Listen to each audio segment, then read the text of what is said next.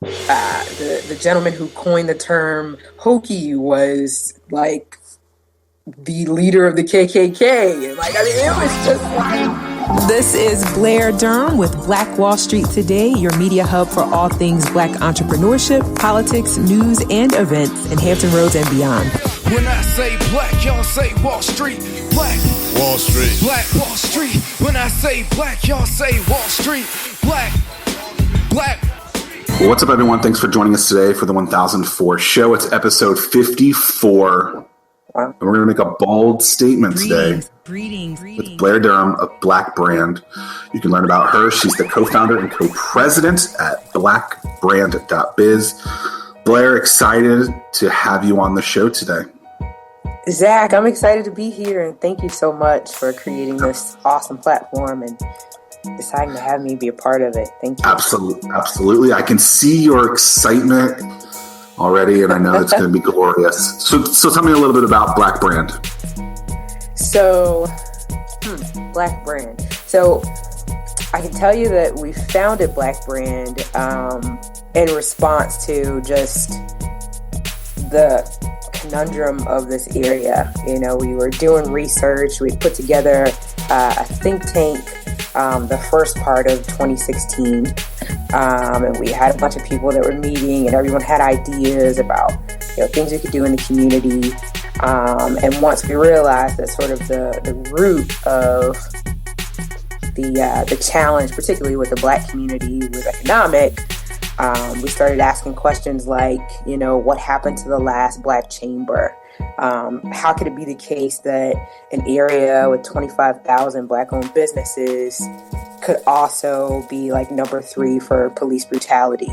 You know what I mean? Why is it that Virginia makes more referrals to the penal system than any other state? And why is it concentrated in the Hampton Roads region? Why is there just such a disconnect, you know, especially with all of the development that was happening? So Black Brand was birthed as a Chamber of Commerce, right? A local affiliate to the National Black Chambers of Commerce on one side, but then on the other side, we really wanted to create a series of community development initiatives. So to that end, we're building a food system that combines the efforts and the resources of Black herdsmen, Black producers, farmers, fishermen, etc., to be able to like birth a CSA turned, you know, on. And then we're building a community development financial institution as well, because there are resources at the federal level that are designed for low to moderate income business owners and individuals, underserved population. So there's ways that we can tap into resources there. And so, yeah, that's the beginning of our story. The beginning, I love it. One thing so we actually live in the same region, the same backyard. So I understand a lot of things that you're talking about. One thing that I've always thought was interesting about this area, and so I grew up in Northern Virginia, and whites are minorities in Northern Virginia, which is odd for people to think of. When I moved down here, it's kind of 50-50 white to Black. But I didn't see the diversity in like power positions, if you will. And so it seemed like a lot of the power positions, whether that's political and business or in leadership groups, it was mostly older white males. And so I thought it was odd that a region that was very split didn't even come close to being split kind of in those power positions. And so it's been something that's been on my mind for a long time. I'm excited to dive deep into a lot of these things. And as I've educated myself and had more conversations with folks like you to understand this, like it's interesting to kind of learn where kind of all these things get stuck, can improve, et cetera. So you said 25,000 Black-owned businesses in Southeastern Virginia? Yes, right here in Hampton Roads. So that's pretty incredible. So this region has 1.7 million people in it. It probably doesn't even have 100,000 businesses. So for it to have a quarter of those businesses run by 25,000 businesses owned by African Americans. That's pretty incredible, and that's a very large number. Got that? How did Census Bureau? Wow. So yeah.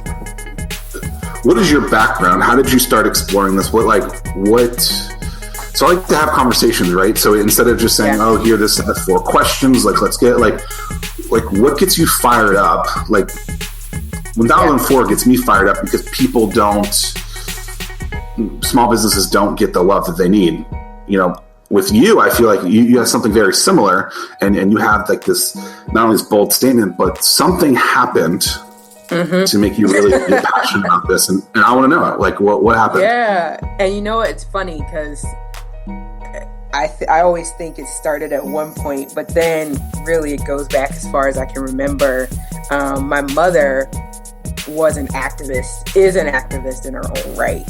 And so growing up, she always had me in meetings. I mean, every evening, every Saturday, we were somewhere doing something. She president of this, she's in charge of the voting precinct to this day. And so she always had me involved. So I didn't know what was going on. Those are just seeds, right? In high school, I'm looking to make decisions about college. And part of me is like, okay, I'm at the top of my class, I'm doing great. This math and science thing is something I really enjoy. Everyone else that was there in that space with me decided to go to Virginia Tech. So I was like, oh, well, I guess I'm going to Virginia Tech. And I thought I was going to study engineering. Is that where you went to school? You went to Virginia Tech? I did. I found my first thing that I dislike about you. I'm so sorry. I know, but I had a really cool experience, and you're going to be like, wow, when I tell you. So I decided to go to tech, but I knew that I didn't really want to be an engineer. Like, I had this passion for people. I'm like, I gotta work whatever that is out. And so I ended up deciding to study psychology. And that was cool, but that wasn't quite it either. Like, it didn't really turn on for me until I took a class called Race, Class, and Gender. And it was the top of my junior year. And oh my goodness, it got me really fired up. And from that point, I took every course that was related. I took every sociology course, every Africana studies course, every women's studies course. I took independent studies. I was doing 20 credit hours. I was working my butt off summer. I was working jobs. And then I was also very, very active on the campus because, as you probably know, it's pretty racially charged at Tech. We had... what do you mean by racially charged? What does that mean? Well, that means at the time that I was a student there, the Board of Visitors made a decision to remove race from the anti-discrimination clause. They were moving toward becoming a charter institution as opposed to a publicly funded land-grant institution. And they wanted to pull all of the funding from anything that said minority. And that upset us because you had a school whose football program was clearly, driven by, the Black students. And you're saying you don't want to offer, minority scholarships for engineering. And we organized. We created something called the PATH campaign. I think it stood for Progressive Action Toward Humanity. It was like we got 10,000 signatures. We raised all this money. We created T-shirts and cards and bands, and we developed a list of demands, which you can still look up to this day, the Virginia Tech Principles of Community. We protested. We did teach-ins, sit-ins, the whole 9 yards. And so I had that going on the one hand, but then it was being supported by all of these classes that I was taking, like, minority group relations and race and racism, and you know what I mean? And I'm like, oh man, this is what it is, this is it. And so I ended up getting a second degree. So I got a Bachelor of Science in Psychology and I got a BA in Interdisciplinary Studies, which combined those political elements. So I had to go to Tech because I had to have that experience. Were they trying? Like, yeah. So when they, and I'm going to butcher some of the actual language, but were they trying to make it so that it was more of one instead of being diverse, or like, could you get a sense of why they were trying to get rid of this piece? And so, in episode 23, I asked Jason Towns about, are some of these things creating more silos that you can't, bring back and connect together? Like, were they trying to remove those silos? Were they trying to remove these challenges to make it, better, but they missed the beat or something? Like someone that's uneducated in this, like I'm saying I am, is it seems like they, in theory, we're trying to make something better for everyone, but in fact, it actually was a step back. Yeah, I think that I don't think that they had bad intentions. I don't. I just am not sure that they thought through all of the implications of what they were doing. And it was,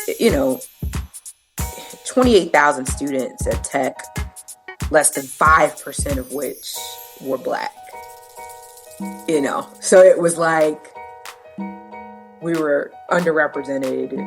I mean, even, I think at the national level, 13% of the U.S. population is Black, right? And so to say we're not going to focus on recruiting Blacks, we're not going to focus on, it was just because the other side of it was we were having such a great time there. Like, we were benefiting from that experience, and we wanted just the opposite to be the case. Like, I think you should provide more funding. I think there should be much more exposure. You know what I mean? That was what we wanted.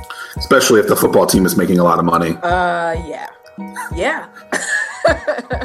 Okay, so I think a lot of times it is bad. It's good intentions executed poorly.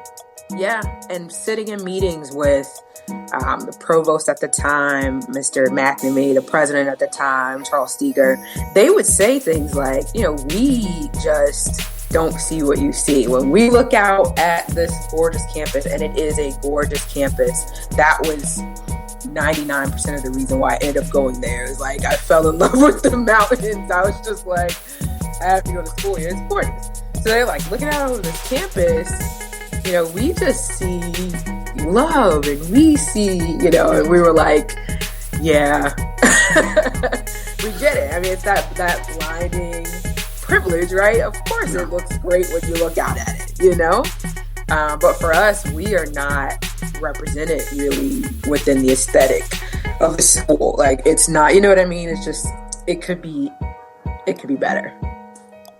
So what did you, so this event happened. What year is this, by the way? So I graduated 2005. This would have been right around 2003, 2004. Okay, so Michael Vick has left at this point. You guys have... Yes, he's gone. We've got little Vic in there. Marcus Vick kind of wreaking havoc. Making it not good for us, right? Sure. So time frames 2003, 2004. But when you started approaching them, what were some of the? Because you weren't business minded at that point. You were more of an activist. You were really just trying to get my feet wet. Yeah. And we. Go ahead. No, I mean, what were some of the conversations that you're having? Like, how do you say, hey, this thing that you're doing actually is not. This isn't a benefit. Yeah, I mean, like I said, it was just. It was pretty confrontational. It was a lot of us wearing all Black and sitting in the president's office and demanding a meeting kind of thing. It was us standing on the steps of Burris Hall, like with a mic, with like, what do you call those things? Megaphones. I mean, it was, yeah. And I think about it now, like I think college campuses are always ripe for this kind of activity. You know what I mean? Everyone is learning and coming into their confidence and their independence. And then you just add one dynamic, which was this Board of Visitors thing. I mean, and it set us off. And we started doing research on the history of the school and learning things like, the gentleman who coined the term Hokie was like the leader of the KKK. And like, I mean, it was just like, oh my God. We started there's like memorabilia from slavery, like that's still present on the campus. And then, I mean, it was a lot. And so we started bringing all of that to light, to students, to administration, to faculty. And then we realized there was sort of this, we called it the mass exodus of Black faculty. Professors were leaving left and right. And we were asking questions like, how come you can't retain these guys, And like I said, it did culminate in this campaign that became the Virginia Tech Principles of Community, which for us, I mean, it didn't become a charter school, so it's kind of like a win in that regard. But still, it's like, yeah, I think you're right though about college campuses, right? So not only are they a place where you're getting a lot of eclectic people together, but also you're fearless in college. You don't care yet, right? So you've been out of school for a few years. Like when I was in school, I didn't care. You clearly didn't care then. It's like I can take over the world, and so it's interesting, and I think that's a big, powerful thing with colleges, and it's why you see big things happen at campuses like that. So let's start getting into it's 2017 now. Move forward, right? How did you? Yeah. So you had this big, powerful thing 14 years ago. Yeah. What do you do for the next 14 years to kind of get you into being involved? So I come back home, and Zach, I got to tell you, I was weird coming back home. I was weird. I mean, these were the only conversations I wanted to have. And there's this thing, right? It's very difficult to not, give off what it is that you are immersed in. You know what I mean? So I was probably creating issues that didn't exist because I was just so, at this point, militant, and I was right, and I was, and I feel that way every day today. Yes, I'm like, you know what? This is what you got. So, I come back, and I was invited to teach at my old high school, Oscar Smith High School. And I did that for a few years, and I loved it. And what I discovered was, wow, racism is institutionalized. I worked as a special education teacher at a school where nearly 30% of the population was a part of the special ed program.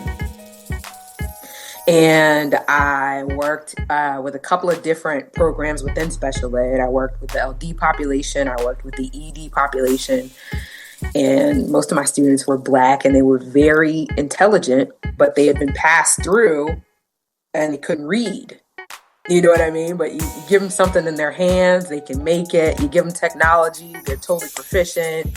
They're not having any challenges with communication, but they're not going to get a diploma because they can't read and they hate being in school, right? And so they're fighting. And so I've got all this going in my head, and I'm like, oh my gosh, And at that time, I started to realize that being a direct service provider probably wasn't what I was going to be doing. Like, there was going to be something that I needed to create that was going to, that was going to impact this, hopefully at a structural level. But before you go any deeper, sure. You said racism is institutionalized. Can you explain that a little bit more? So if special education is an example, it's just very clear. Again, we talked about school to prison pipeline, right? Mass incarceration. I mean, the fact that at an alarming rate, Black students are far more likely to be referred to the penal system for subjective things like disrespect. You know what I mean? Whereas the white counterpart would have to do something like smoke a cigarette or, graffiti on a wall in order to get kicked out of school. So the perception, there's a perception issue, right? That if, and then there's this cultural bias and I don't know, there's in-services that need to happen that probably are not happening since most teachers are white female, compared to Black male students. There's just a huge cultural gap. So I guess that's what I mean is that, yeah. One thing that I think probably touches on that a little bit is those who, and I think it's just, I'm trying to think of the way to say this.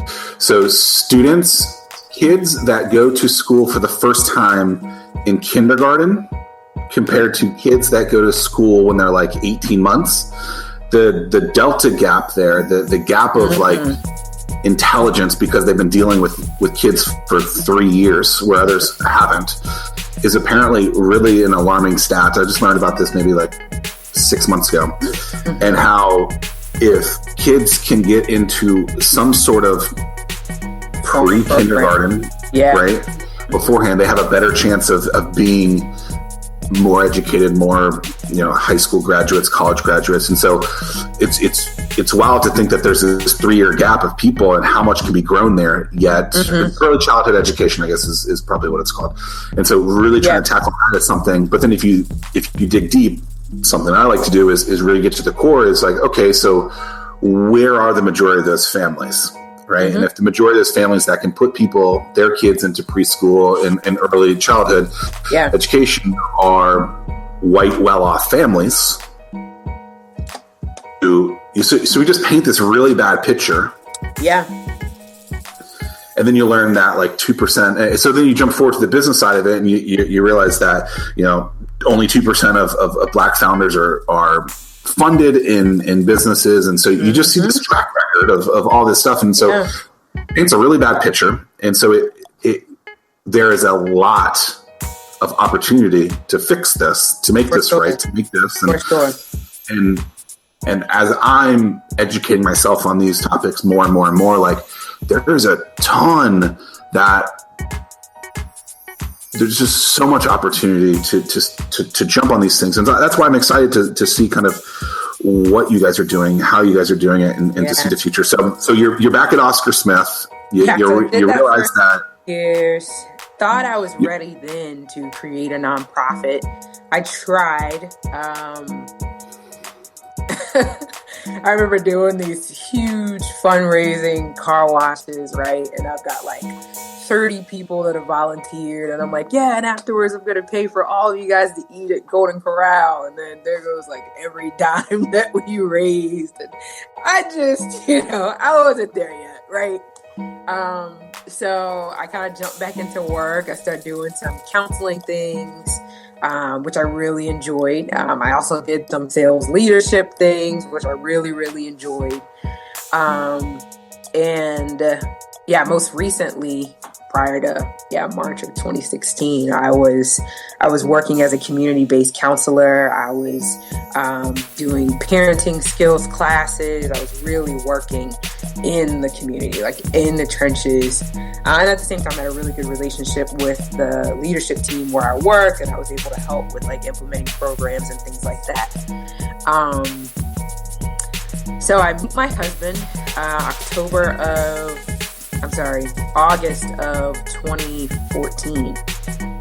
And we knew within a day or two of meeting why we'd met. We knew we were supposed to get married. We knew we were supposed to birth something for the community. It was weird. Like, he had these 3 books sitting at the other end of the table the day we met. And I was like, wow, we're going to have a great conversation. He starts bringing me this poetry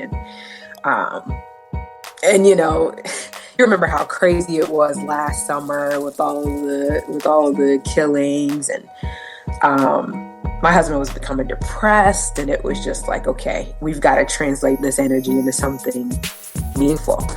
And so, as I said, we were already kind of having conversations, but that June 25th meeting was huge because we brought together people that we knew already had an interest in, or already working in some aspect of community development. They were already, in the solutions domain, right? And yes. So you had that meeting. They've had meetings like this before, but nothing really came to fruition. It just a lot of like complaining about stuff. Or I think the timing was why we were able to really get something going. Again, last summer was crazy, right? Everybody was. A lot of so it's summer of 2016. A lot of protest, a lot of killings, it was a very crazy. If you will. Yeah. It was. And so timing and business a lot is important. And so what were some of the things and challenges that were brought up at this meeting?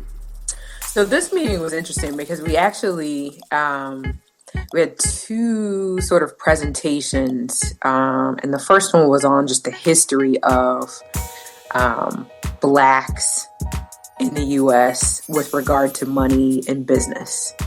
And we talked about how it was that we would become property and all of these different things. We talked about the state of Virginia in particular and just what it meant to be a part of a commonwealth. And we talked about insurance policies and how they were written on the backs of slaves. I mean, it was it was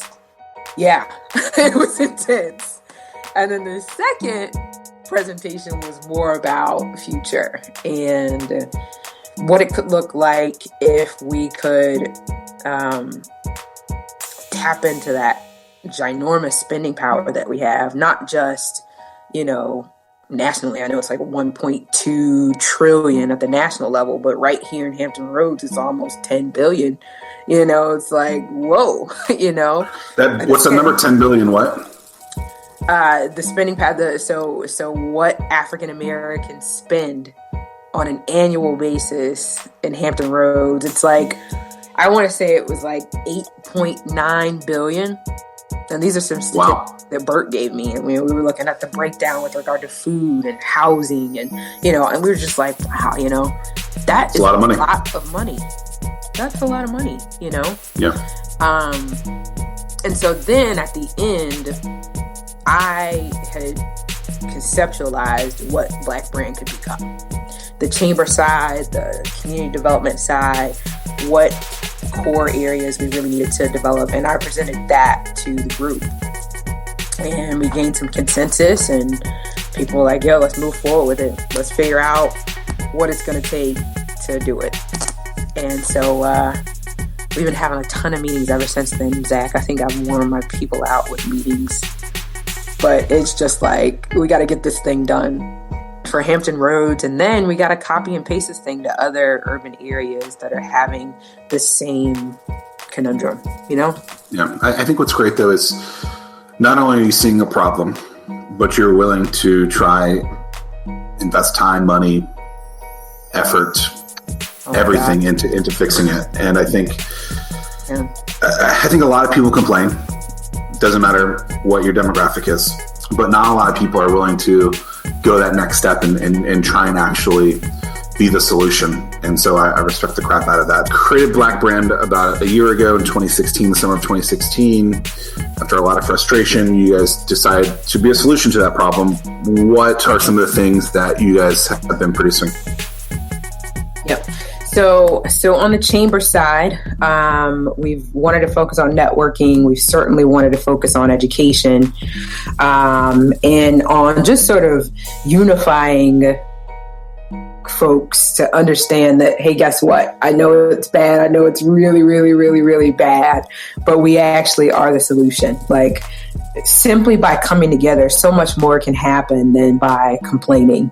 And I know Facebook provides a great platform for complaining, but man, if we come together and we start learning some stuff and start like passing our cards around and figuring out who does what, I mean, just what we've been able to see in the last 8 months has been remarkable. Literally. That was an amazing quote, by the way. Facebook is a great platform for complaining. Isn't it, though? In the last month. And now you can love someone's complaint. You can, I unfollow anyone negative. Like, I don't have time to like, I've unfollowed so many people recently that I'm finding people that I forgot were my friends because I guess their algorithm is bringing them back in. It's like, if anyone says anything negative, I'm like, I'm trying to change the world, and I'm not going to do it with negativity. So. Right. You know what? And I teeter with that. I unfollow people definitely who are crazy. Like, okay, you're posting like, okay. But when people are negative, I like to read their posts because I want to understand the psychosis of negativity, right? Because I'm in psychology. I still have that psychology thing going. Like, and I want people, like, I respond to it in my post. I'm like, yeah, I get it. Like, this is tough. I address people's posts directly in mine. And then I come back and say, but guess what? And that same energy that it took you to do that. Imagine if you had just spent that time sharing some great stuff that we have going on here in Hampton Roads, So that's kind of the central piece of our message. And again, we do these, I was talking about lunch and learn. So it's more powerful than just we're going to eat and we're going to get information. We're going to be together and we're going to realize in 5 minutes that every industry is represented in this room. That is powerful. We're going to be some new people. We're going to actually pass some referrals in this room. How do you guys... We're going to create a culture that... Go ahead. A culture that what? That says that it is okay and it is normal and it is right and it is good to do this. How do you... how do you attract people to your lunch and learns? Right? What's the outreach strategy to get people to show up? And that's a good question. Can I be honest and say that free food is one heck of a motivator? Like, the expense of the lunch and learn is underwritten by our members, right? So what happens is people cannot make it to an event that does not have food involved. They definitely can't come to anything going on during the day. They are just too bogged down. But if there is a free lunch involved, every seat is going to be filled. I think that's important, and I'm fine with that. Like, yeah, I think you know what will hook someone, right? And so oftentimes people are saying, what's that hook? Is it a lead magnet for something online where you're like, oh, I'll give you this free ebook for you? It's saying, hey, we're going to buy you guys lunch, and then we're going to tell you guys a story while you're in there. Yeah, that's okay. Yeah, and it's funny because the right people are always there. I mean, these are business owners. These are, these are people that are looking to grow their businesses. These are people that have referrals for other people. And so right now we're okay with it. From a business perspective, what are some of the challenges that they come to you guys with saying, hey, we really would like to this problem is really starting to become an issue. What are some of those things that they bring up to you? I think that's an interesting question, right? So I think because we're a Black organization, it hasn't really yet been the case that people have come with issues pertaining to their business. We kind of feel like we know what they are. People don't know how to market themselves properly. They feel like they can't afford marketing. They feel like they don't have access to capital, right? But when people talk about what they want to see happening, it's more about community stuff. It's that they want to have an impact on, ending teen violence, or they want to, they really want to get at the drug epidemic. That, you know what I mean? It's like they want to deal with what is seemingly acute. Whereas the reason why we created Black Brand is because we understood that if we could get our businesses together, we would impact that instead of passing out book bags and, serving at soup kitchens. Let's look at this underlying root cause of poverty and see if we can't fix that.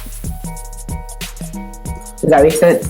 Yeah. So when people come, they want to address community stuff. So it's and we're like, yeah, we get it. Trust. That's why we're all here. We all want to address community stuff.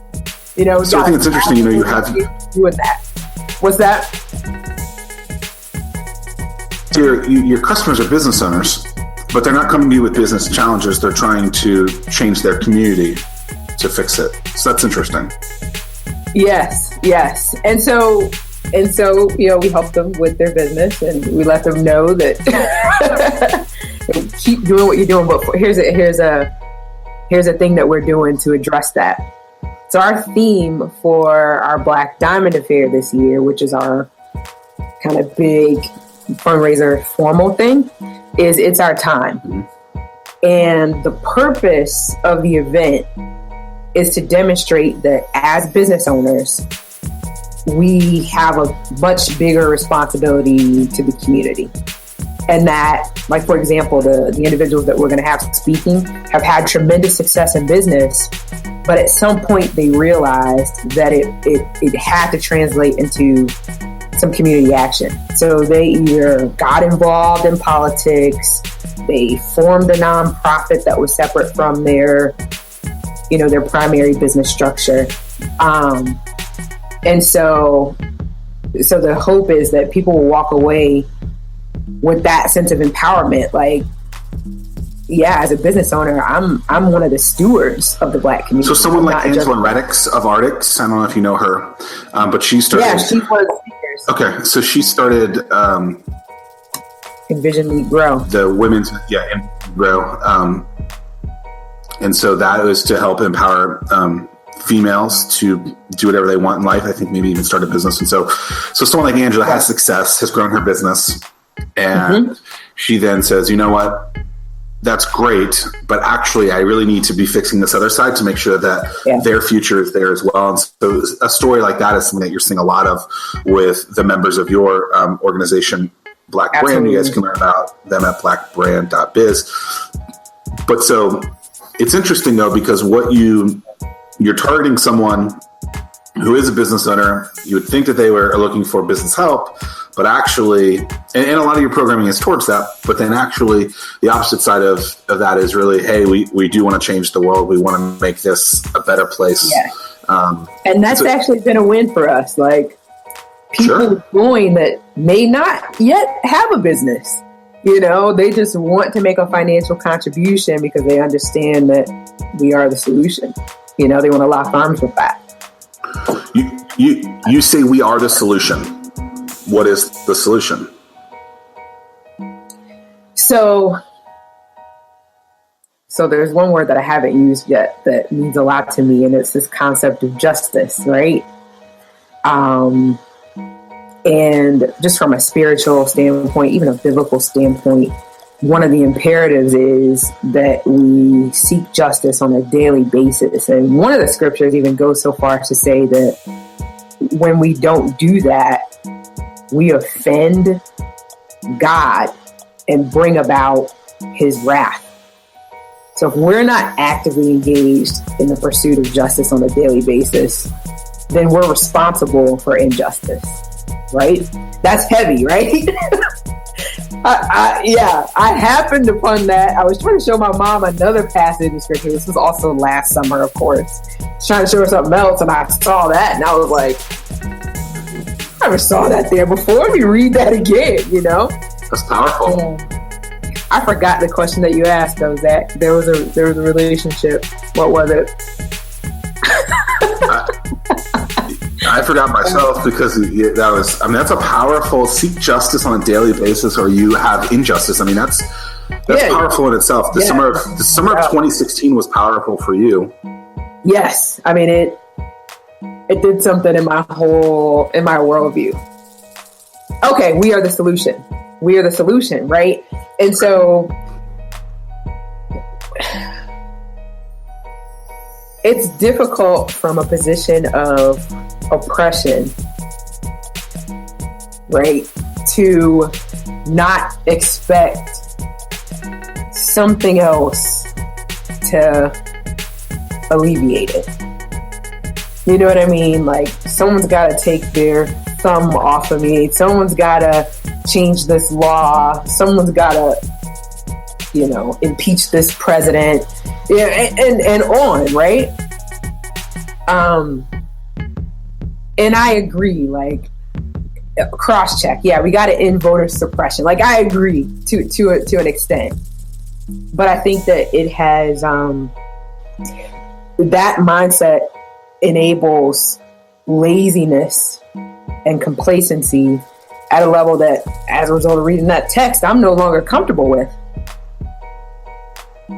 If we are all out here seeking justice, whatever that means, whether it's, putting on a lunch and learn because we know that people are going to come together and empower one another, sharing a positive event on FB, whatever that is, going to a school board meeting so that we can say that, no, we actually attended and participated in that school board meeting. We didn't just complain about the outcome of it.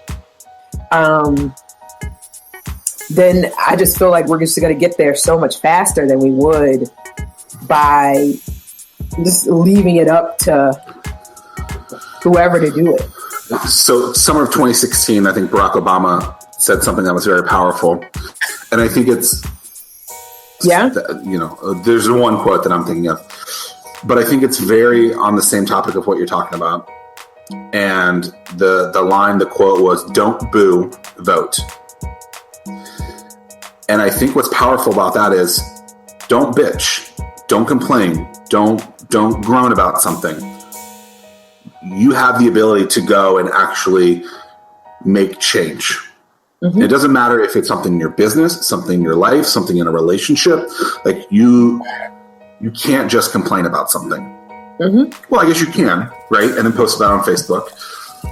But if you really want to see something get adopted, to see be done differently, you have to go to bat and not just complain about it, but then try and find that solution. And I think a lot of people don't look for that solution, whether it's they're lazy, they don't believe they have the ability to do it. And I think in a lot of cases, they think that what they're supposed to do is just complain and someone else will do it. Mm-hmm. And I think that's even a different factor of laziness. But to me, like, I started Hatch because I saw a hole in the market. Mm-hmm. It became my own pain point. And I said, all right, like, I think I can do this. Let's just go. Let's see what happens. And so I think it's very similar to what you're saying. And it doesn't, to me, it's not about what race you are, what sex you are, anything like that. Like, there is a problem. And instead of just complaining about it, you guys are trying to create that solution. And through this solution, which could be a lunch and learn, it could be just bringing people together. It could be saying, hey, we have this problem. Like, these are the ways that we're trying to improve that. You're starting to see improvements on that. How do you track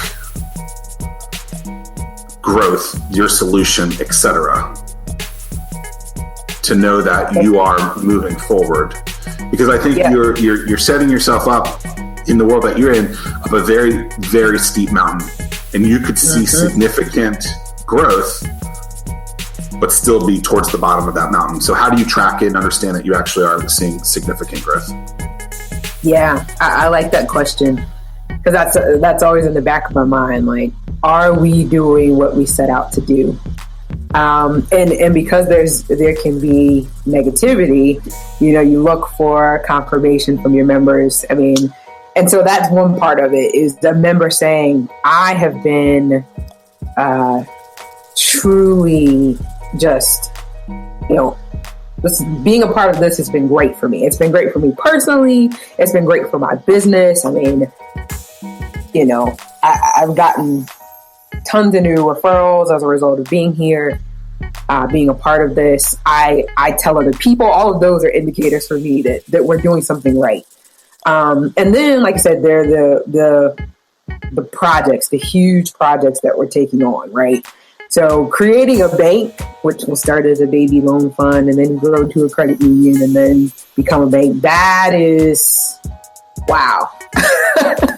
I will know that us having a bank that, like, supports our members. Yeah. So tell me about this bank. So is it a black bank? I mean, what's significant about this? So I guess what's significant is the lending process, right? So for tons of reasons, institutionalized racism, all kinds of other things, redlining, you name it. The access to capital piece is very, very challenging for Black business owners. And yes, there's got to be technical assistance. There's got to be education with regard to finance, and we're putting those mechanisms in place as well. In fact, the community development financial institution has to have that as a component. So you don't just show up to receive money because you're Black. No, you've taken these specific courses. We have assessed you throughout that, financially. And the result is you are qualified now to receive the funds to be able to either start or maintain your business. The neat thing about it, though, is there's money allocated at the federal level, at the state level, specific to underserved communities. And we've identified, this as one of those demographics that we want to reach. And so we can actually utilize our chamber membership as the field of membership for the credit union, and then provide access to those financial opportunities. And here's something that's really cool. Oh, what you got? Are there other Me? Are there other groups in the country that are doing something like this? Is this very unique? Like, are there places where you can look at so you can learn from them and their mistakes? Yep. So there are loan funds. There's Virginia Community Capital, which is right there in our backyard. That is a community development financial institution. They have a different demographic. They have different reach, but they do exist to serve low and moderate income business owners. So yeah, so it's not foreign. But what happened was the Community Reinvestment Act pretty much said that all of these large banks that operate in our communities must return a portion of their profits to the community. So, for example, BB&T has a huge Community Reinvestment Act initiative. And so that's one of our strategic partners. And in order to build our own thing is, we've got to lean on the banks that are set up in our communities. So yeah, so it's a thing. Very interesting. So a bank, a lot of other things are on the horizon for you guys. I appreciate your passion. I appreciate that you see a problem. I've seen that problem for a long time. It's built up from that time at Virginia Tech. You saw some results there, and then it continued until you're doing this. And I'm excited to see what the future looks like for you. If you guys are interested, check it out at blackbrand.biz. That's blackbrand.biz. We're talking with Blair Durham. She's the co-founder and co-president.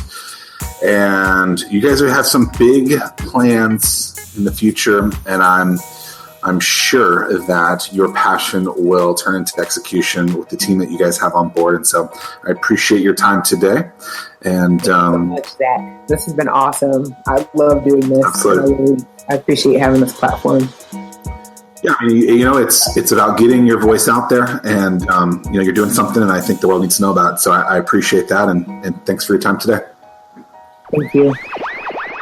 Stay with us online at Black Wall Street Today on Facebook and Black Wall Street Today on Instagram, and then follow us on Twitter as well at BWS Today. We look forward to talking again next week. Have a wonderful week. I have said, and I will continue to say, that the most important priority for the Black community is the Black community, not a particular political party. Hey, yo, when I say Black, you say Wall Street. Black Wall Street. When I say Black, you say Wall Street. Black. When I say Black, you say Wall Street. Black. When I say Black, you say Wall Street. Black. Black Wall Street. Black Wall Street.